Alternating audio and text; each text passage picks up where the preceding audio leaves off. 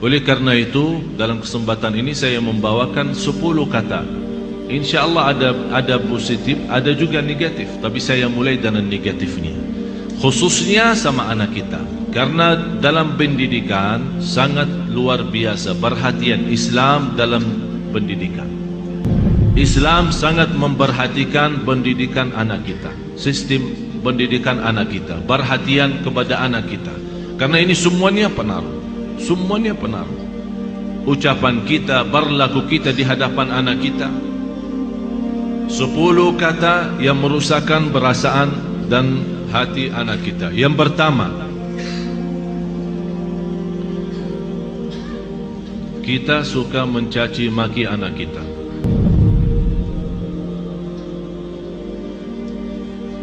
Ini sebuah bahaya, apalagi kalau kita lagi emosi. Dan saya selalu sampaikan kepada jemaah, kalau lagi emosi, jauh daripada anak. Jauh. Jangan jadikan anak korban. Saya tidak enak membawa ucapannya karena kita di dalam masjid. Tapi ada banyak yang saya heran mengucapkan kata-kata yang saya malu sampaikan. Sama siapa? Sama anaknya sendiri. Kalau sama orang lain kita malu mengucapkan, apalagi sama anak kita.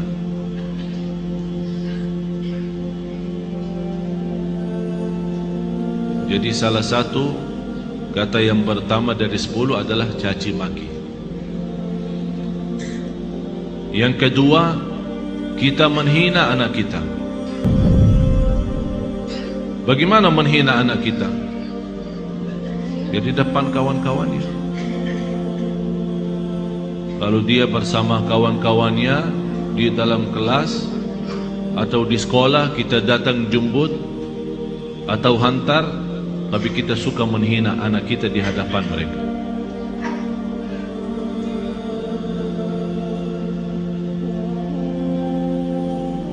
Malah ada yang pernah berkata, saking menghina anaknya, saya heran bagaimana bisa punya anak seperti kamu. Apalagi di depan orang, di depan kawan-kawannya. Bisa di saat itu anak kita tidak nangis, tapi sudah mati rasa. Sudah mati rasa. Akhirnya menjadi hati kecil. Susah kita bina untuk menjadi anak salih-salihah karena kita sudah hancur duluan. Sudah kita hancurkan duluan. Itu yang saya selalu sampaikan. Itulah namanya durhaka orang tua kepada anak sebelum anak durhaka kepada orang tua. Atau kalau dia punya saudara banyak, jangan menghina. Kalau ada sebuah berlaku yang tidak bisa kita terima, kita bisa nasihati dengan cara yang baik, bukan di depan orang. Karena itu namanya nasihah, bukan fadihah. Nasihah adalah mengingatkan dengan cara yang baik, tapi fadihah membukakan aibnya di hadapan orang. Alasannya, niat saya menasihatin.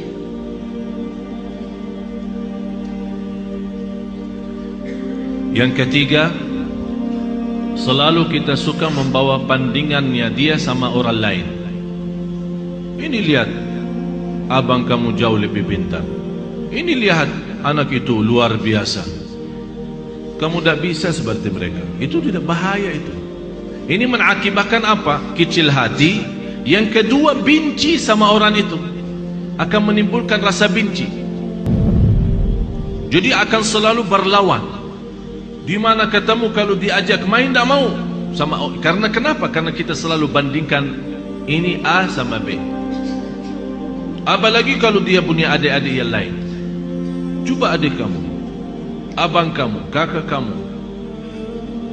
pintar bacaannya, pintar najinya, pintar salatnya. Kamu apa sih?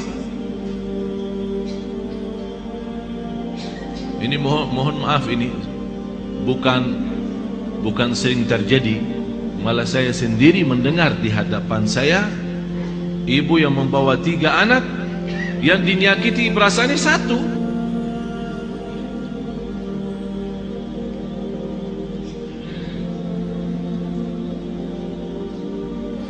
Bahaya lidah itu, bahaya. Jadi jangan kita membandingkan anak sama orang lain. Mohon maaf, kita yang dewasa aja, kalau ada orang membandingkan kita sama orang lain, kita tersinggung. Apalagi anak kita. Kita ada yang dewasa yang sudah faham, mengerti, bisa mengerti maksudnya orang, bisa mengerti tujuannya orang, kita bisa tersinggung. Apalagi anak kita. Yang keempat, cinta dengan syarat. Aku cinta kamu, tapi syaratnya begini. Jadi seolah-olah kita tunjukkan kepada anak kita, kalau ibu tidak sayang begini aja, ikhlas dan sayang, tidak cinta ikhlas. Tapi cinta kalau kamu salat. Aku cinta kalau kamu ngaji. Aku cinta kalau kamu diam. Aku cinta kalau kamu tidak nonton TV. Berarti itu namanya cinta dengan syarat-syaratnya. Kalau mau cinta ya cinta, tidak usah pakai syarat. Tidak usah pakai syarat-syaratan. Ini anak kita. Mau cinta ya cinta. Cinta yang normal, kasih sayang, yang wajar dan yang wajib bagi kita sebagai orang tua, memberikan kasih sayang dan rasa cinta kepada anak kita. Kalau kita yang tidak menunjukkan rasa cinta kepada anak kita, dia akan lama-lama melarikan diri kepada orang lain. Memang mohon maaf Bapak Ibu, bisa anak kita karena dia kecil tidak mengerti menyampaikan perasaannya, tapi dia mampu menyampaikan perasaannya dari hal berlakunya. Begitu dia melihat seorang yang memberikan perhatian dan kasih sayang, biarpun orang itu bukan keluarganya, orang jauh, begitu dia ketemu orangnya, dia malah lari, belok orang itu. Sepertinya kehilangan rasa sayang di rumahnya. Dan banyak saya perhatiin anak-anak yang datang kepada saya begitu melihat anaknya sambil peluk dan cium saya bilang dalam hati saya, kasihan, kehilangan rasa cinta dan sayang dalam rumahnya. Yang kelima, kita menyampaikan kepada anak kita info-info atau informasi yang salah. Maksudnya apa informasi yang salah? Laki-laki tidak boleh nangis. Siapa yang bilang? Bapak-bapak nangis enggak? Nangis kan? Berarti salah kita berkata sama anak kita, kalau laki-laki tidak boleh nangis. Siapa yang bilang? Biarin dia nangis. Kalau dia nangis, ayo nangis lagi sayang. Bukan laki-laki tidak boleh nangis. Itu membuat apa? Mengakibatkan sakit jiwa. Karena setiap dia mau nangis, dia bertahan. Alasannya informasi yang salah, laki-laki tidak boleh nangis. Akhirnya dia tahan-tahan, menjadi beban, lama-lama sakit jiwa. Betul, ini betul. Jangan dianggap tidak terlalu. Terlalu.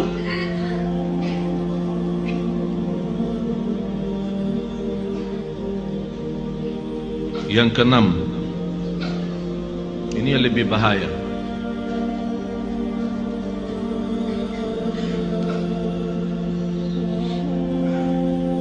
Kita selalu memberikan ancaman. Ayo makan habisin, kalau tidak datang hantu.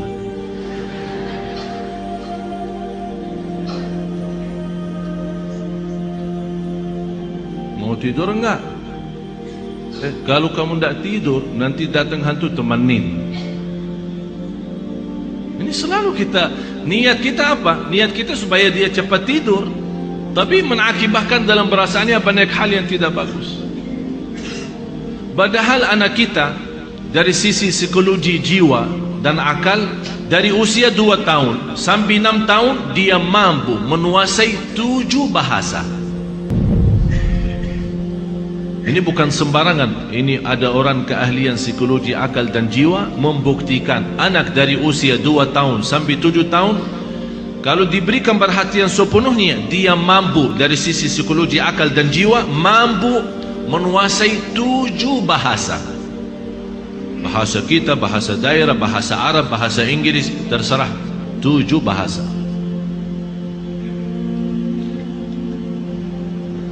Tapi kenapa kita sia-siakan kesempatan ini yang masih luar biasa? Kenapa kita siakan? Yang ketujuh, kita selalu melarang anak kita berlaku sesuatu tapi tanpa sebab. Artinya tanpa menjelaskan kenapa. Tak boleh ini. Dia minta sesuatu, tidak ada. Saya mau ke sana, tidak boleh. Saya tidak ada, diam sini. Jadi kita suka larang, tidak boleh, tidak ada, tidak bisa, tapi kita tambah menjelaskan sebabnya. Kalau anda mau larang, tolong jelasin sebabnya. Tak boleh nonton TV kalau sudah malam, karena nanti mengganggu matamu. Ini ada alasan kenapa kita larang. Kalau makan sampai habiskan makanannya, karena di dalam makanan ada barakah. Kita tidak tahu di barakahnya yang di mana.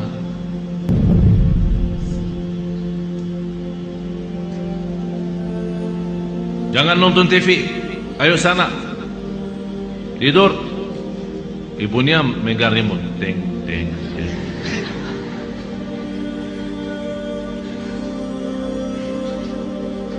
Anak kita bisa pendiam ya. Mungkin ada di antara anak ibu-ibu yang suka lawan, tapi ada yang diam sudah masuk ke kamarnya.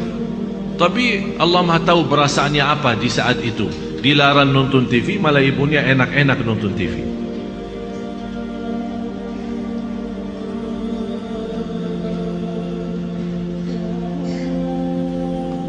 Banyak hal Bapak Ibu yang perlu kita perbaiki. Banyak. Kalau kita memang ingin bukan hanya doa mengharapkan anak salih salihah, tapi ada contoh baik, ucapan yang baik. Yang ke-8,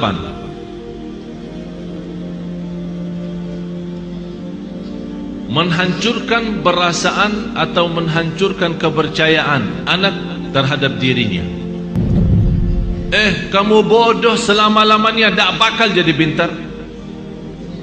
Astaghfirullahaladzim, ada orang sejahat itu. Jadi walaupun dia sudah ada niat untuk berikhtiar, berusaha, kita sudah habis-habisan, tak ada. Memang kamu diciptakan oleh Allah bodoh seperti ini. Saya nyesal punya anak seperti kamu. Saya benci hari kelahiran kamu. Bapak Ibu, saya mengucapkan ini bukan dari saya. Saya punya telinga mendengar apa yang kata orang. Masa saya benci hari kelahiranku, hari kelahiran kamu? Jadi seolah-olah mengikatkan hari kelahiran anak kita hari misal Sabtu. Jadi saya benci Sabtu gara-gara kamu.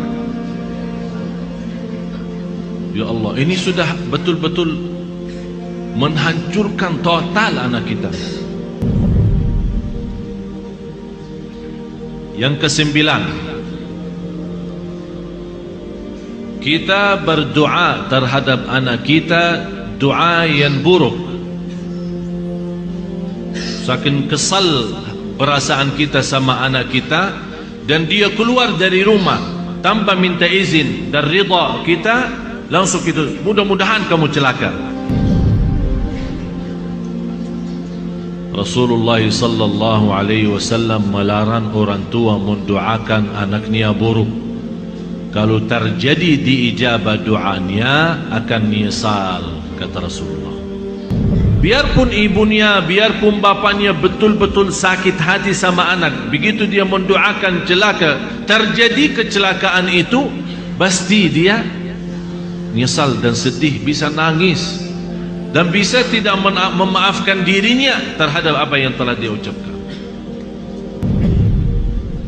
Kalau anda tidak mampu saking sakit hati sama anak kita, tidak bisa mendoakan baik, kembali lagi lebih baik diam. Kalau tidak bisa berdoa baik, lebih baik diam. Tapi bahaya, jangan mendoakan anak ini celaka. Yang ke-10, kita suka membongkar dan membuka aib anak kita di hadapan orang lain.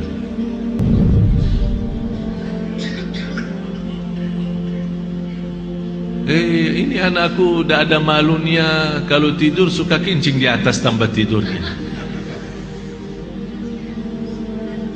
suka buang air di tempat tidur.